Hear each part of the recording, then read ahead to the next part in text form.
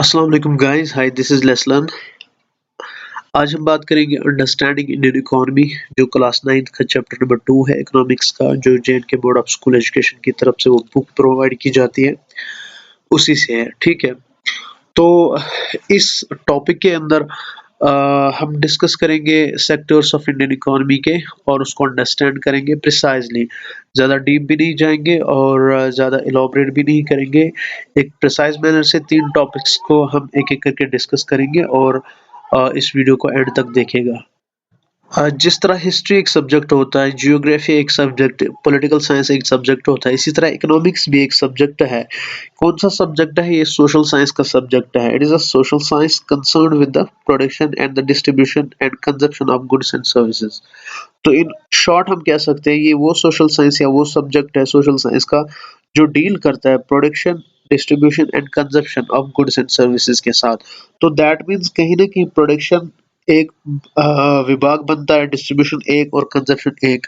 जहाँ से raw material आता है, वो प्रोडक्शन आएगी प्राइमरी सेक्टर से, उसके बाद जहाँ पे फिर प्रोसेसिंग होती है, फिर प्रोडक्ट्स फिनिश्ड गुड्स में तैयार होते हैं, उसके बाद उनकी डिस्ट्रीब्यूशन होती है, तो दूसरा सेक्टर, ठीक है। फिर तीसरा सेक्टर जब ये रिटेलर के पास आता है, ठीक है, कोई भी प्रोडक्ट, तो वहाँ पे इसकी कंजप्शन होती है। और एक सेक्टर होता है जिसको टेरिशरी सेक्टर कहते हैं, जो गुड्स एंड सर्विस गुड्स के प्रोडक्शन के साथ डील नहीं करता बल्कि सर्विसेज ओनली वहाँ पे प्रोवाइड की जाती है। इन रिटर्न उनको क्या मिलता है? पे, यानी वेजेस, ठीक है। तो इसमें पब्लिक और प्राइवेट सेक्टर दोनों आएंगे। एक इकोनॉमी के अंदर एक्टिविटीज़ जो है उनको क्लासिफाई किया जाता है ग्रुप्स में। यानी अगर आप पास्ट में देखोगे, पास्ट में हंटर गैदरर्स थे, जो अर्ली मैन था, तो धीरे-धीरे जब उसने सेटल्ड लाइफ स्टार्ट की तो एग्रीकल्चरल प्रैक्टिस उसने सीखी, उसने कैटल रियरिंग सीखा, उसने मीट कंज़म्पशन का उसको कॉन्सेप्ट आया, मिल्क प्रोडक्शन का कॉन्सेप्ट आया, इसी तरह फूड प्रोडक्शन का कॉन्सेप्ट आया। तो दैट मीन्स कहीं न कहीं इकोनॉमी के अंदर एक्टिविटीज़ जो है उनको क्लासिफ़ाई करते हैं ग्रुप्स में, उनका क्राइटेरिया क्या है उस हिसाब से, तो उनको सेक्टर्स ऑफ इकोनॉमी कहते हैं। फॉर एग्ज़ाम्पल आप आपके स्क्रीन पे दिखाया गया है सर्विस सेक्टर में, एक साइड से किसान दिखाया गया है, तो ये फूड प्रोडक्ट्स जो है कल्टीवेशन के साथ डील करता है एज़ अ फार्मर। इसी तरह दूसरा जो है यहाँ पे जो प्रोवाइड सर्विसेज़ करता है रेलवे स्टेशन पे जो लोड उठाते हैं, लेबर सेक्टर, ठीक है।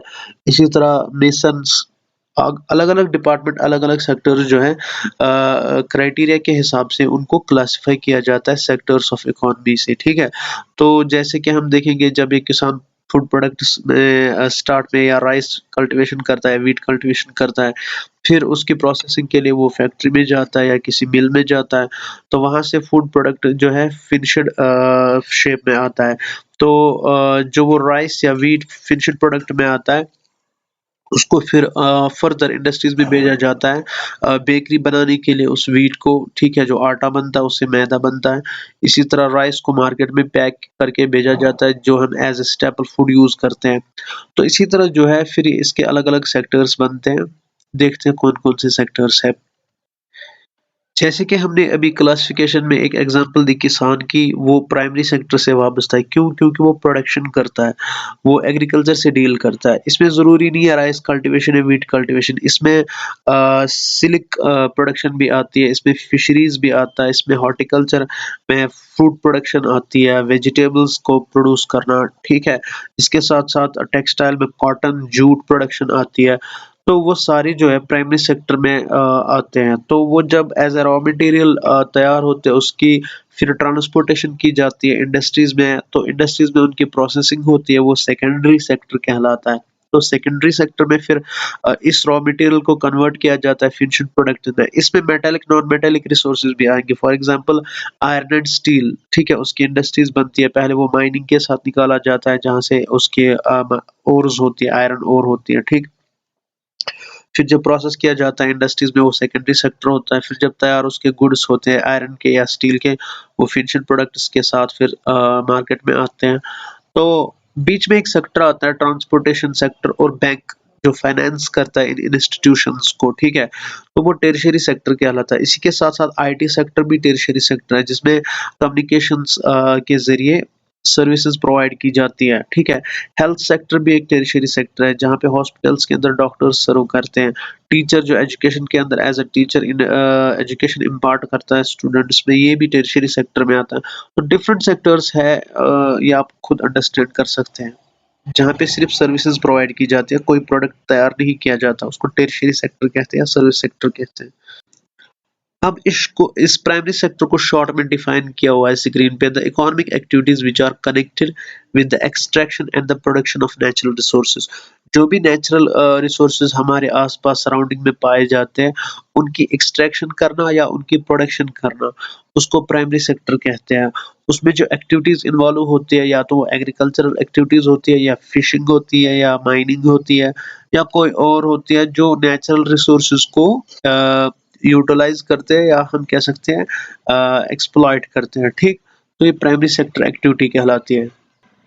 अब आता है सेकेंडरी सेक्टर। सेकेंडरी सेक्टर वो इकोनॉमिक एक्टिविटी होती है जो रिलेट होती है या डील करती है मैन्युफैक्चरिंग या प्रोसेसिंग के साथ। लाइक मैंने पहले भी कहा, जब कोई रॉ मटेरियल इंडस्ट्री में आता है, उसको फिनिश्ड प्रोडक्ट करना, फिनिश्ड प्रोडक्ट में तैयार करना, उसमें मैन्युफैक्चरिंग प्रोसेस लग सकती है, ठीक है। ठीक, लाइक कॉटन अगर आ गया as raw cotton from fields, ठीक, उसको जो है फैक्ट्री में पहुंचाते हैं, उसकी क्लीनिंग होती है, फिर उसके बाद स्पिनिंग होती है, यॉर्न बनता है, उसके बाद क्लोथ्स तैयार होते हैं, वीविंग होती है, ठीक है। लास्ट में एंड प्रोडक्ट तैयार होता है। तो ये जो सेकेंडरी सेक्टर है, ये मैन्युफैक्चरिंग सेक्टर होता है। इसी तरह अगर स्टील रॉ आ गई या आयरन रॉ माइनिंग से आ गया, तो उसको पहुंचाते हैं इसी इंडस्ट्रियल या मैन्युफैक्चरिंग सेक्टर में, तो फिर फिनिश्ड प्रोडक्ट वहां से तैयार होता है। और ये डील करता है फूड प्रोसेसिंग यूनिट्स में भी ऐसे काम होते हैं फिनिश्ड प्रोडक्ट्स में, जहाँ पे फूड प्रोसेसिंग में लाइक जैम तैयार किया जाता है, ब्रेड्स तैयार की जाती है बेकरी में, और पिकल्स तैयार किए जाते हैं, ठीक। उसके साथ साथ वो जो सर्विसेज प्रोवाइड करते हैं वहाँ पे लेबर्स, वो काम करने वाले, इसमें चार चीजें इन्वॉल्व होते हैं: land, capital, labour and wages, ठीक है। एक तो एक जगह चाहिए जहाँ पे एस्टेब्लिश यूनिट करोगे, उसके बाद आपको कैपिटल इन्वेस्टमेंट के लिए चाहिए, उसके बाद आपको लेबर चाहिए काम के लिए, और मशीनरी चाहिए, ठीक है। इलेक्ट्रिसिटी की फ्राहमी होनी चाहिए, ट्रांसपोर्टेशन की फैसिलिटी होनी चाहिए, और साथ साथ उन बच्चों सॉरी सॉरी लेबर्स को वेजेस देने के लिए आपके पास पैसे होने चाहिए।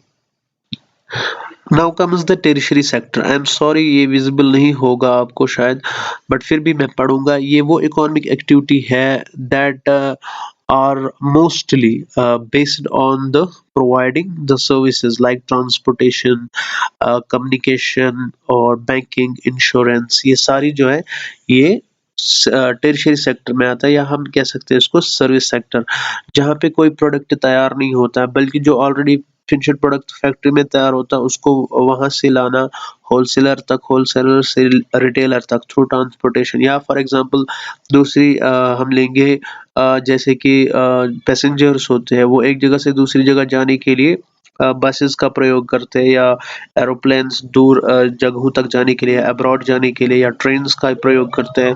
तो वो जो ट्रांसपोर्टेशन की फैसिलिटी होती है, वो सर्विस सेक्टर कहलाता है। बैंक्स पे जो सर्विसेज दी जाती है, वहाँ कोई प्रोडक्ट तैयार नहीं किया जाता है, तो वो एक सर्विस सेक्टर है, ठीक है। इंश्योरेंस है इसमें, हेल्थ सेक्टर मैंने एग्जांपल दी थी। तो ये सारे टेरिशरी सेक्टर में आते हैं। तो ये तीनों सेक्टर जो है इंटरडिपेंडेंट है।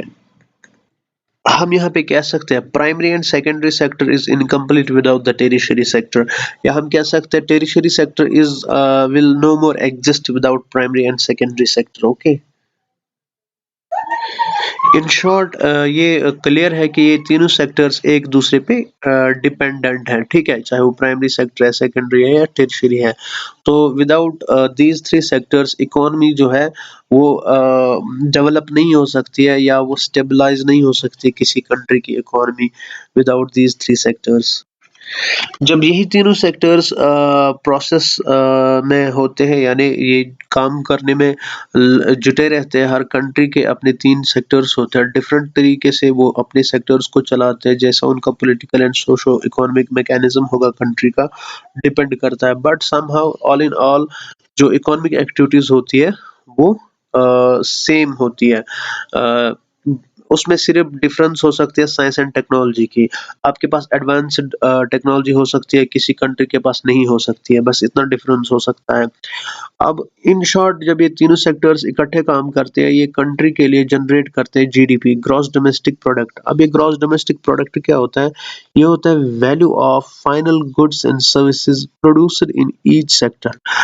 जो गुड्स एंड सर्विसेज तीनों सेक्टर में प्रोड्यूस किए जाते हैं, उनका फाइनल प्रोडक्ट, यानी फाइनल हमारे पास निचोड़ क्या आया for particular year in a single year, ठीक है। और जो total production of the sector for that year होती है, उसमें sum of production in three sectors gives the gross domestic product of a country. तो this means that GDP shows how big the economy of a country is. जब हम तीनों sectors को calculate करते हैं, इनकी प्रोडक्शन को, वैल्यू को, फाइनल गुड्स एंड सर्विसेज का, चाहे वो प्राइमरी सेक्टर का है, सेकेंडरी का है, थर्ड का है, टेरिशरी सेक्टर का है, तो एक पर्टिकुलर ईयर में इस चीज को कैलकुलेट किया जाता है। फिर देखा जाता है कि ओवरऑल हमारा जो है सम ऑफ प्रोडक्शन क्या रही है इन तीनों सेक्टर्स में, उसको जीडीपी कहते हैं, यानी ग्रॉस डोमेस्टिक प्रोडक्ट कहते हैं। उससे पता चलता है एक कंट्री की इकोनॉमी कितनी बड़ी है और वो कितनी किस पेस के साथ जो है डेवलप हो रही है और काम कर रही है, जिसकी वजह से वो कंट्री भी उसी हिसाब से फिर फ्लोरिश करती है। अब हम इंडिया की जो इकोनॉमी है अंडरस्टैंड करने के लिए इस टॉपिक के अंदर डिस्कस कर रहे हैं, तो हम इन तीनों सेक्टर्स को 1973 और 2003 के साथ कंपेयर करेंगे। देखेंगे कि हमारा जो डेटा एनालिसिस है वो क्या दिखाता है, स्टैटिस्टिकल रिपोर्ट क्या दिखाता है इन तीनों सेक्टर्स को कंपेयर करके। अगर आप स्क्रीन पे देखेंगे, ये 1973 का जो है एनालिसिस है और ये 2003 का है। ग्रीन वाला प्राइमरी सेक्टर है, येलो कलर का सेकेंडरी सेक्टर है, और ये जो है लाइट ब्लू, ये टेरिशरी सेक्टर है। तो इसी को कंपेयर करके आप 2003 में देख सकते हो। ये x axis and y axis का टेबल है, यहाँ से आपको रुपीज इन करोड़ दी गई है। तो उस वक्त ओवरऑल जीडीपी 30,000 करोड़ था 1973 में तीनों सेक्टर्स का। और आज अगर आप देखोगे 2003 का जो रिपोर्ट है, इसमें 2,10,000 करोड़ का जीडीपी जो है इंडिया को इन तीनों सेक्टर से ओवरऑल हासिल हुआ है। तो ये 2003 का रिपोर्ट है, आज तो 2021 चल रहा है, तो डिफरेंट हो सकता है। इस वक्त सिर्फ हमने कंपेयर किया 1973 एंड 2003, ठीक है, लगभग 30 साल का डिफरेंस है। तो सबसे ज्यादा जो है कंट्रीब्यूशन है इन तीनों सेक्टर्स में टेरिशरी सेक्टर का। यहाँ भी टेरिशरी सेक्टर और प्राइमरी सेक्टर ज्यादा कंट्रीब्यूट दिखा रहा है, और यहाँ भी टेरिशरी सेक्टर ज्यादा ही है इन दो सेक्टर्स से। ये मैंने आपको जूम करके दिखाया, ये है 2,10,000 करोड़। अब हम दूसरा ग्राफ देखेंगे जिसमें परसेंटेज के हिसाब से शेयर दिखाया गया है, और जो शेयर है परसेंटेज में जीडीपी के अंदर प्राइमरी सेक्टर का क्या रहा है 1973 में और 2003 में। इसी तरह सेकेंडरी सेक्टर में क्या रहा है, टेरिशरी जो है उसमें क्या रहा है। देखिए आप लेफ्ट साइड से जीडीपी की परसेंटेज 0, 10%, 20%, 30%, यानी 10% का गैप है। ये एक्स एक्सिस वाई एक्सिस, तो 1973 और 2003 का ग्राफ है ये। तो सेम यहाँ पे भी ग्रीन कलर जो है प्राइमरी सेक्टर जो है रिप्रेजेंट करता है, yellow secondary and this tertiary. तो जब आप 1973 की बात करेंगे तो लगभग 45% शेयर जो है प्राइमरी सेक्टर से आया है, ठीक। और ऑलमोस्ट फिर 45 से 65 के बीच में सेकेंडरी सेक्टर है, दैट मीन्स लगभग 20% शेयर, और टेरिशरी सेक्टर है 65 से 100 तक, दैट मीन्स ऑलमोस्ट 5% शेयर। और यहाँ पे जब 2003 में देखते हैं प्राइमरी सेक्टर का कंट्रीब्यूशन परसेंटेज के हिसाब से जीडीपी में, तो ये है लगभग 25%, और 25 और 50 के बीच में और 25% आएगा, तो ऑलमोस्ट सेम प्राइमरी या सेकेंडरी है। बट टेरिशरी सेक्टर का इनसे डबल है कंट्रीब्यूशन, तो ये 45 से 100 तक है, दैट मीन्स ऑलमोस्ट 55% कंट्रीब्यूशन है जीडीपी के अंदर टेरिशरी सेक्टर का 2003 में। अब हम इनके अलावा कुछ और क्लासिफिकेशंस आपके टेक्स्ट में दी गई है कि सेक्टर्स ऑफ इकोनॉमी में अब दो जो है classification on the base of ownership आती है। एक सेक्टर को पब्लिक सेक्टर कहते हैं, दूसरे को प्राइवेट सेक्टर कहते हैं, but on the base of ownership, ठीक है। वहाँ पे on the base of production था, गुड्स एंड सर्विसेज, यहाँ पे on the base of ownership है। तो दो सेक्टर्स है, एक पब्लिक है एक प्राइवेट है। अब पब्लिक सेक्टर क्या होता है? पब्लिक सेक्टर उस सेक्टर को कहते हैं जो गवर्नमेंट उसको ऑन करती है। मोस्ट ऑफ द एसेट्स जो है कंट्री के अंदर या स्टेट के अंदर वो गुड्स एंड सर्विसेज गवर्नमेंट के अंडर जो भी है उस सेक्टर को पब्लिक सेक्टर कहते हैं। लाइक हम एग्जांपल देंगे हॉस्पिटल्स का, वो एक हेल्थ सेक्टर है जो पब्लिक सेक्टर है।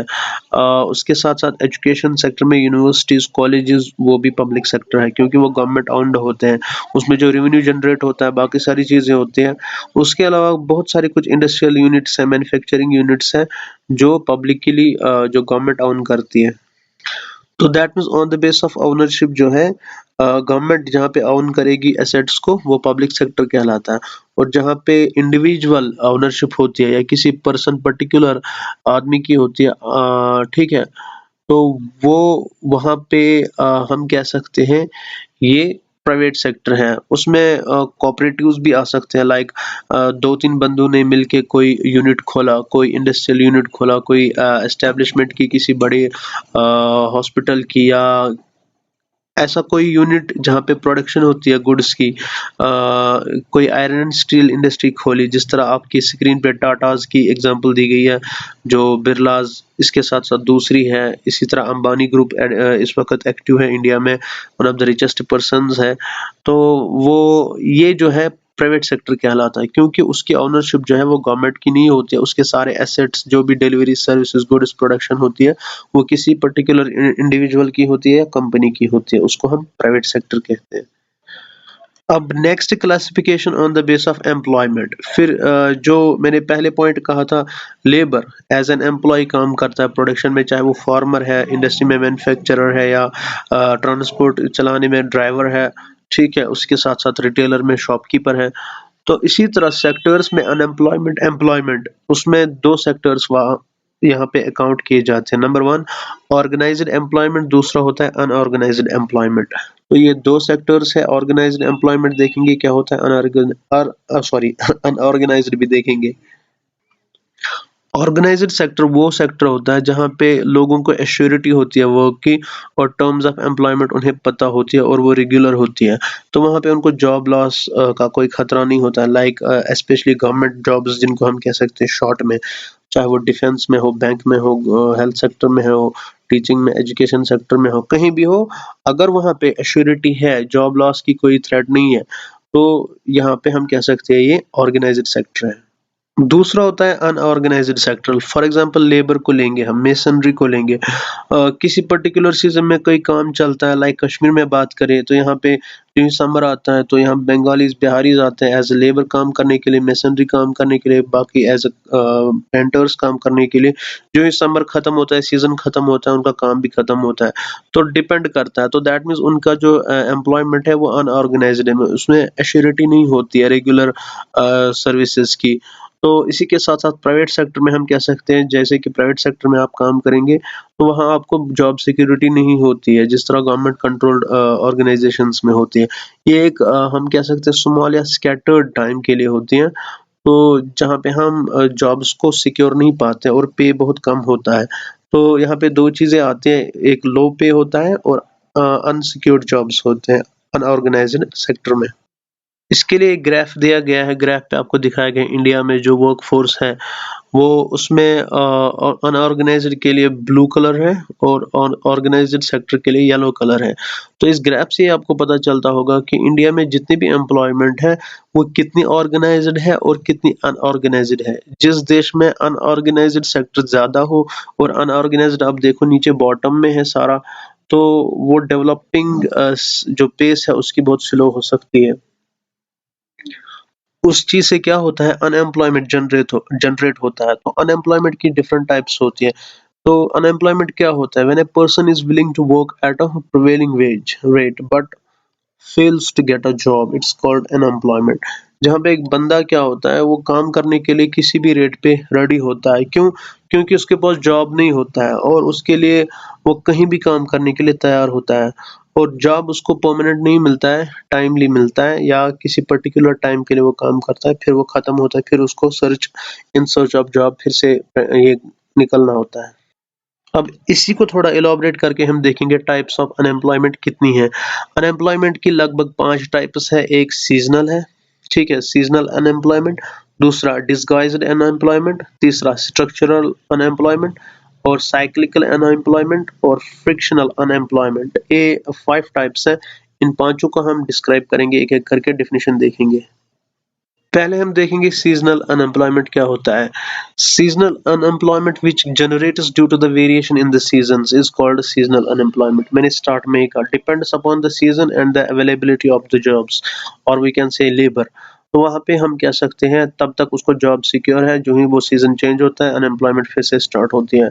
तो दूसरा आता है disguised, when the people are working then required. जहाँ पे लोग अगर 10 ज़रूरत है वहाँ पे 20 बंदे काम कर रहे हैं, इसको हम डिसगाइज्ड अनएम्प्लॉयमेंट कहते हैं। क्योंकि उस ओनर को भी पता होता है या उस वर्कफोर्स को भी पता होता है अनएम्प्लॉयमेंट है, और जो उनको काम करवाने के लिए लेता है उससे भी पता होता है मुझे 10 बंदे चाहिए, बट वो 12 लेता है, 15 लेता है।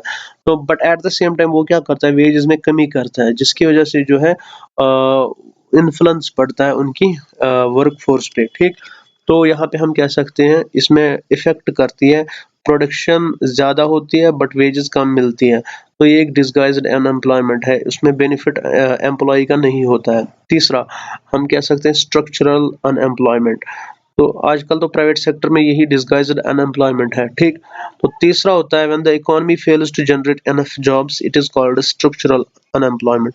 जब कोई गवर्नमेंट या कोई इकोनॉमी या कोई कंट्री बेटर जॉब्स जनरेट करने में फेल होती है, ठीक है, ताकि अनएम्प्लॉयमेंट खत्म हो जाए, तो वहां हम कह सकते हैं ये जो है स्ट्रक्चरल अनएम्प्लॉयमेंट है।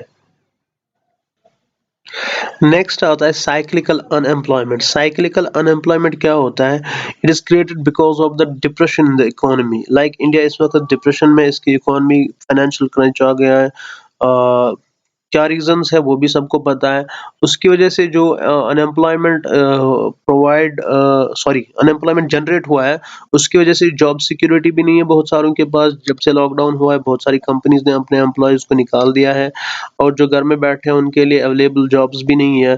तो एक प्रोसेस में ईयर राउंड उनके पास कोई सिक्योर जॉब नहीं होता है। वो क्या करते हैं, छोटी मोटी चीज़ों से अपना गुजारा करके या छोटे मोटे काम करके अपना एम्प्लॉयमेंट चलाते हैं। बट साइक्लिकल अनएम्प्लॉयमेंट क्या होता है, ये during the depression in economy क्या प्रिवेल करता है, उसकी वजह से mass bulk of the people remains unemployed. ठीक है, इसको साइक्लिकल कहते हैं। लास्ट वाला है फ्रिक्शनल अनएम्प्लॉयमेंट। फ्रिक्शनल अनएम्प्लॉयमेंट का बेटर एग्जांपल आपको मैं दूंगा, वो है प्राइवेट सेक्टर। फॉर एग्जांपल एक बंदा पहले टीचिंग में गया प्राइवेट सेक्टर में, विदाउट जब उसको सेटिस्फेक्शन नहीं मिलता है बिकॉज ऑफ द ट्रांसफरिंग, तो वो एक जॉब से स्विच ओवर दूसरे जॉब पे करता है। वो कहीं दूसरी जगह, कहीं आईटी सेक्टर में जाता है या किसी कॉल सेंटर में जाता है, वहां से भी निकल के फिर कहीं और मैनेजिंग बॉडी में जाता है, कहीं पे फैक्ट्री में जाता है। तो दैट मीन्स वो स्विच ओवर करता है ड्यू टू द स्टेबल, या हम कह सकते हैं एक डिसेंट सैलरी की वजह से, या उसके जो जॉब सिक्योरिटी वहाँ पे होती है या उसकी परफॉर्मेंस बेटर नहीं रहती है, तो उसको निकाल दिया जाता है। वो क्या करता है, वो ऐसा करता रहता है, वो एक जॉब से दूसरे जॉब में छलांग मारते रहता है। तो इस पीरियड में जब वो अपनी जॉब उसको चेंज करता है, उसको फ्रिक्शनल अनएम्प्लॉयमेंट कहते हैं।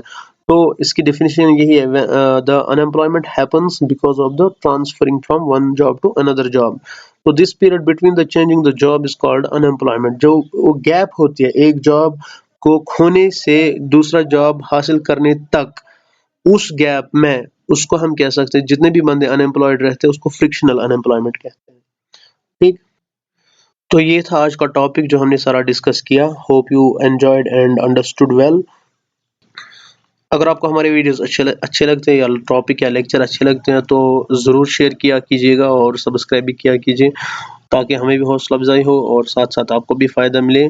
Thank you, see you in the next video, till then अल्लाह हाफिज़।